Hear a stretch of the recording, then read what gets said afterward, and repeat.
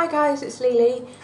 Today we are going to try our hands at coffee dyeing, but we are going to be using one of these spray bottles. Now usually I make a big vat of it using a big roasting tray, and we make a huge amount of coffee, and I just keep going until I've used it all. But that makes a big mess, and it's a pain having all this paper everywhere drying and whatnot. So what I thought I'd do is try this other method that I've seen. Now I saw it on YouTube, but I can't remember whose it was, so I'm sorry, but I don't remember your name. This isn't my idea, so I've got it off of somebody else, but I don't remember who it is. That's what I'm trying to say. So what we are going to do is we have got a wad of ordinary printer paper, copier paper, whatever you want to call it, and we've got a wad of ordinary white cardstock, and this is the stuff that is pretty thin and it will go through my printer, so that shows you how thin it is. I've got my oven on, which is what you can hear because I'm going to try and cook them in there like I did with the watercolour sheets, rather than stealing my husband's hot air gun and setting fire to things, probably myself. So without further ado, let's crack on. Oh, I've got the dryer on in the background as well. It's snowing outside right now, so no laundry is going to get dry outside. So yeah, that's the background noise. Yeah, apologies, but you know, normal life has to continue. Right, so I can't drink coffee anymore. I used to be a black coffee kind of girl, and now with the fibro, for some reason it doesn't like it and it makes me sick. So we have this, which is just your basic instant. It's mainly for my dad or our friend Terry, who drinks coffee. Nobody else is particularly fussed, so we usually have one jar in every now and then for these people that don't want to drink tea. So I have taken some out of there and I've put it in my handy dandy Pyrex jug. I used 3 heaped teaspoonfuls because I actually had no idea how much I'd need to use. So that is in here, and I've just boiled the kettle. So let's pour that in there. Woof! That's potent stuff. So I am going to grab myself a big spoon because I don't want to burn myself. Yes, I am that accident prone. And we're going to stir that up in the jug. That's enough of that. That can go over by the sink. So now what we're going to do is pull our hoodie down because it's cold. Now what we're going to do is we're going to put this into here, which is the bottle of our squeezy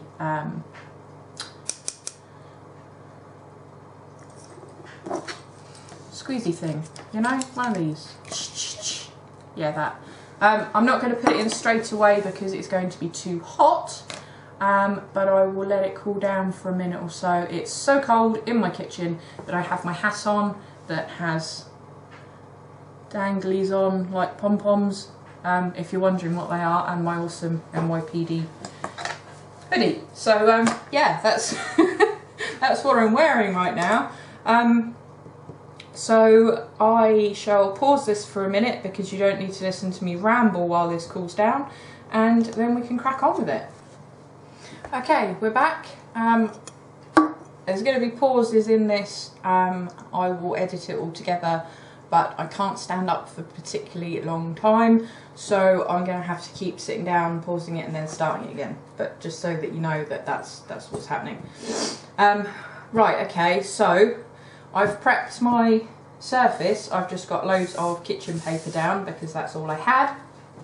I've also got an old dishcloth which I specifically use for coffee and tea dyeing, and a hand towel. As you can see, it's all stained. This has been through the wash a million times and these stains do not come out. They're just coffee stains and tea stains. It's not like dirt or anything gross, but I specifically keep these and use them for what we're going to use them for now. So if you don't have any old ones, don't go using, you know, your best ones or your mum's favourite or the ones your husband just bought and all that kind of stuff. So this is getting cooler. We're almost there. Another quick pause and we should be good to go. Okay, so we've let it cool down a bit. I have put 3 pieces of the white cardstock out, ready to go.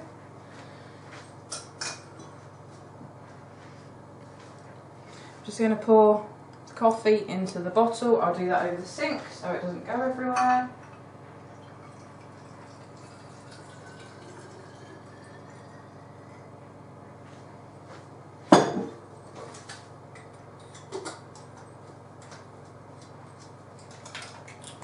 Right, so we've got it in our spray bottle and let's get spritzing. Or not. Oh, there we go.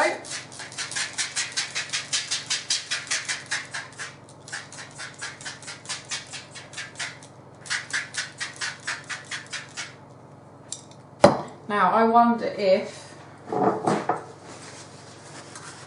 I ought to move all of this completely out of the way because it's getting covered in coffee. That would be a yes. And 2, if I can just use this other piece of kitchen paper to go all the way over the page. Now this is quite aggressive, as you can see, and it is going everywhere. So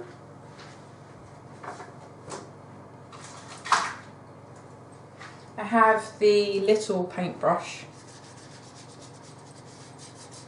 That's not going to do anything. That came out of the,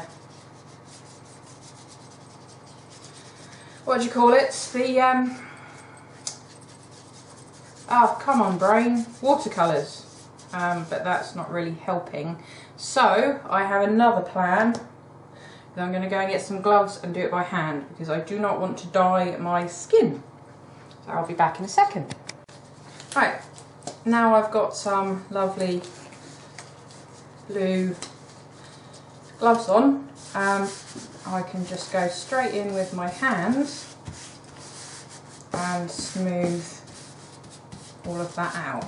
Now the application of this is quite handy because it is very precise, but there's obviously a knack to it, otherwise you're going to end up with a huge mess all over your kitchen. So close range,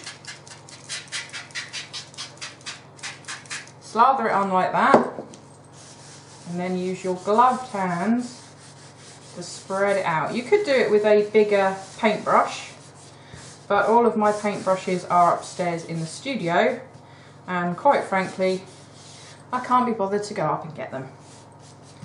The awesome really big one is up there, which would work fantastically, but my legs are not going to handle standing here doing this and going up and down the stairs as well. So we're going to use the blue handies. Right, this one I would say is done. I've done both sides and now I'm going to go shove it in the oven, which is on a low heat.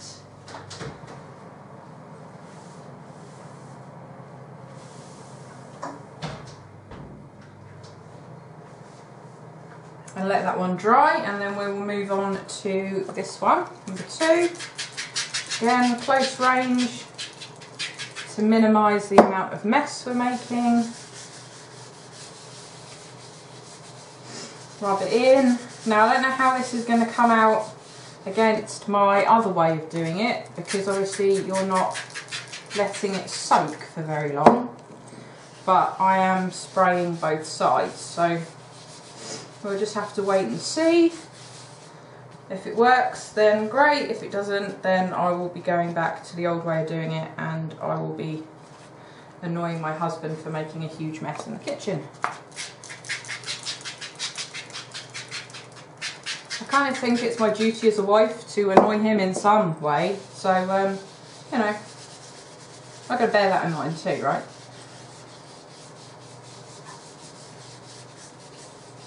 There we go, so that is page number 2. It doesn't want to let any more in, so we'll call that done. And that will go in the oven as well.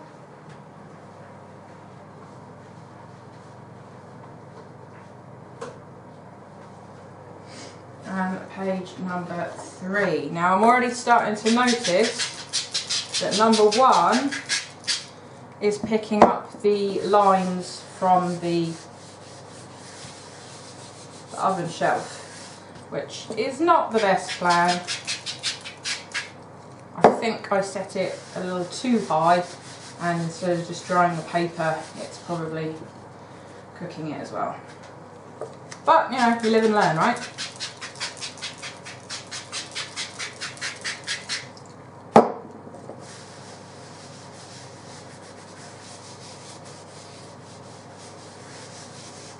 Right, that'll do for number 3.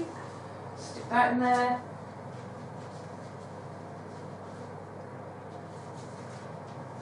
Yeah, I'm already finding, as you can see, that it's cooking the lines on.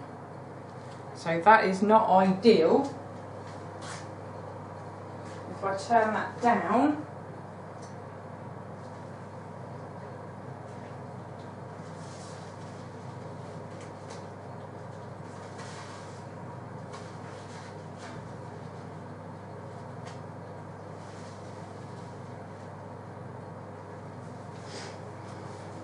right, I've turned them around. Obviously it's not ideal, but at a push we can use them as journaling lines, so it's not the end of the world.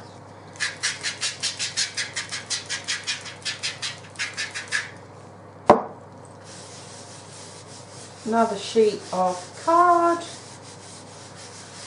Spray and then work it in using your hands.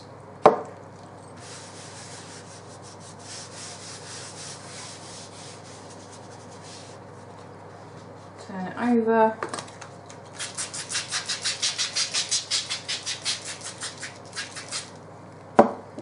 And do it again.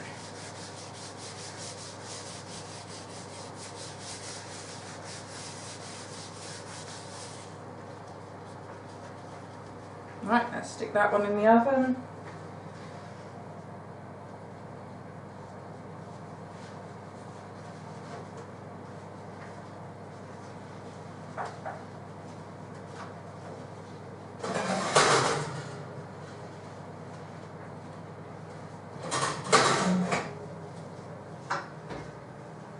I do have the oven door open as well, so it's not you know, it's not all confined. And get rid of all this coffee saturated paper. And what I have managed to do is cover half my kitchen in spray coffee. Here's what's not to do, children. Right, we'll move the canisters out of the way, so I have less to attack. Right, what I think I'm going to do is, instead of using a lot of kitchen paper, because that is wasteful,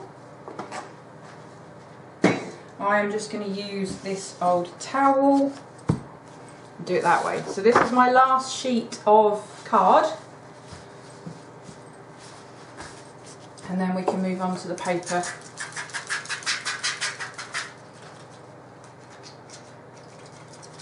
trying to angle it down so that it doesn't go all over the place, but equally, if you angle it too much, it doesn't want to spray.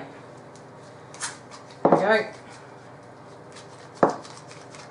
Come on, play nice. Okay, that's not wanting to work now. So instead of getting angry with it, I'm going to do that. Oops. That's equally what you don't do. Luckily it's only gone over the paper that I want to dye anyway. So let's just pour a little bit. And smear it on. And a bit more.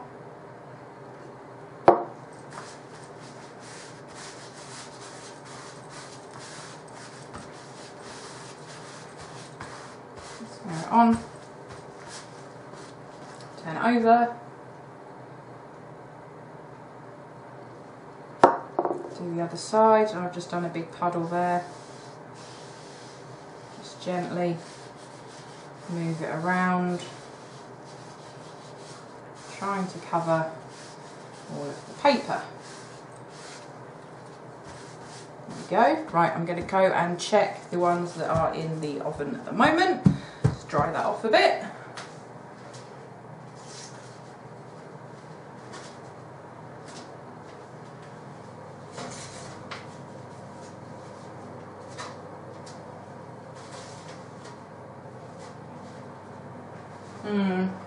They are taking longer to dry and they're still getting lines, but they're not as bad. I've turned the oven temperature down.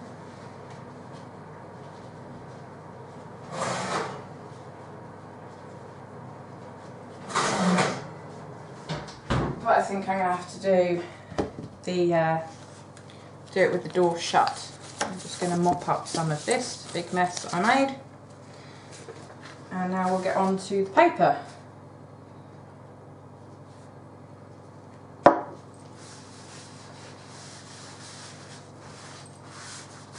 I think I am preferring, for ease of use, I'm preferring the make a puddle and smear it all over than the spray bottle. The spray bottles aren't the best in the world, as we've seen. They're very temperamental.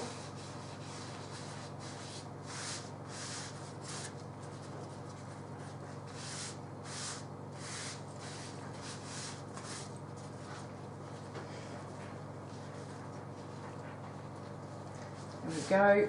So that is our first piece of paper. I'm going to leave it there for a moment and do a couple more because I need to give the card a bit more time in the oven, or oven, however you say it, and then I will take that out, and I only want paper in, you know, at the same time, all at the same time, rather than a mixture of the paper and the card.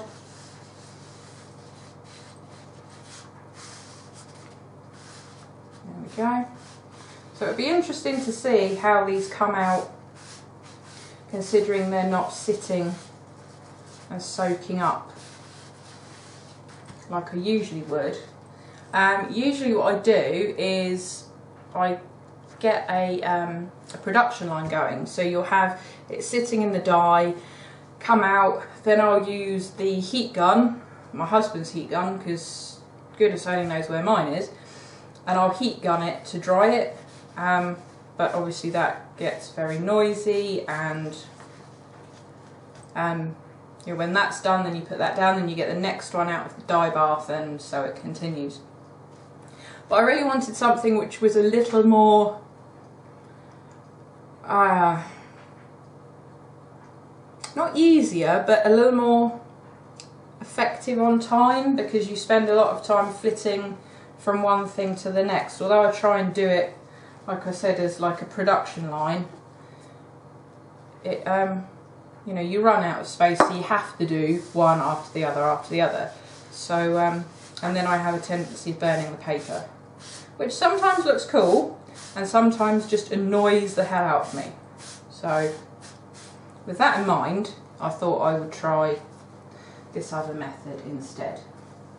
Right, I'm going to keep going with these sheets of printer paper, and then when I'm all done I will show you how they all came out. I'm sure you don't need to sit there and watch me do all of these, and my back says it's time to sit down for a bit. So yeah, I'll carry on with this and I will get back to you when we've got some results. I'll just dry this finger off so that I don't get coffee on my camera, and I will catch you in a second. Okay, so I'm back. Hi. I didn't finish off the whole pile of the copy paper, basically because I wasn't getting on with it. I did these, which are the copy paper. As you can see, or if you can see, there are bits at the top that I missed. These few don't have lines on, like these ones do, because these were put onto baking trays rather than straight onto the oven shelves. Now that's all well and good, but if I'm going to start using baking trays, I may as well do it the old way. Obviously without the baking tray you get lines all over it, which is not the look I was going for. Some of them can be used for journaling lines, but others of them just look like a hot mess, if I'm honest. That was the paper. This is the card that we did together. I mean, this I can use as journaling lines. It's going to be folded in half anyway. So, you know, it's all going to get used. None of this is going to be chucked out. Well, I wouldn't chuck it out anyway. It would go in the recycling bin. I'm very strict with stuff like that. I can't stand waste. It drives me crazy. So, you know, if I'm going to faff around with spritzing it and getting it everywhere and then having to use baking trays and stuff, you know, it's almost like I'm making more work for myself. So those are the ones that I've done. I think it is basically a case of, if it's not broken, don't fix it. You know, this is part of my stash of previous ones that I've done with my old way of doing things, and you know, you get these beautiful texture bits and mottling and all that yummy goodness that you get with, well, I say tea and coffee dyeing, sorry, itchy nose again, but it's mainly coffee because you get more of an instant result. I've done plain card and then cut it up into little tabs. I've done luggage tags in the past, and that is all just with letting it soak for a minute or so.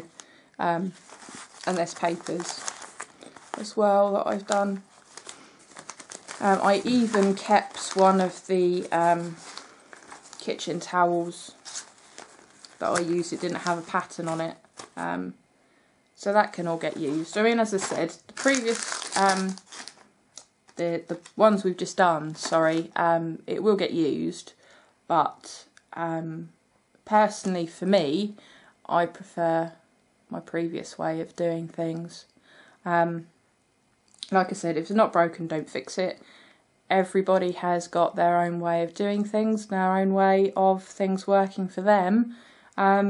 This particular way doesn't work for me. So the other thing that I found that could be an issue is I have the attention span of a 2-year-old, and I am likely to forget that I've got paper in the oven.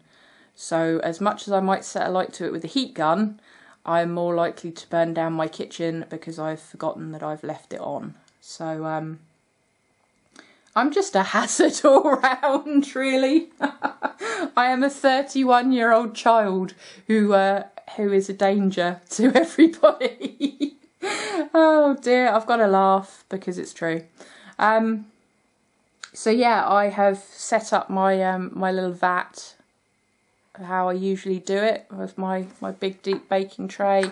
and some more coffee, and I am going to crack on with some more pages as soon as these new meds kick in. So yeah, but I thought, you know, I found a new technique. I will try it out, because I think as an artist of sorts, I suppose, you know, it's all about trying new things and sharing new things, and this particular one, I've tried it and it doesn't work for me. So there you go. But you might try it after watching this this disastrous attempt, and you might get on great with it. I mean, those spray bottles, for example, I got them in the hair section of Poundland, so it may well be that they're too forceful. You know, I need more of a mister than a spray bottle, and there is no way you can get mist out of those.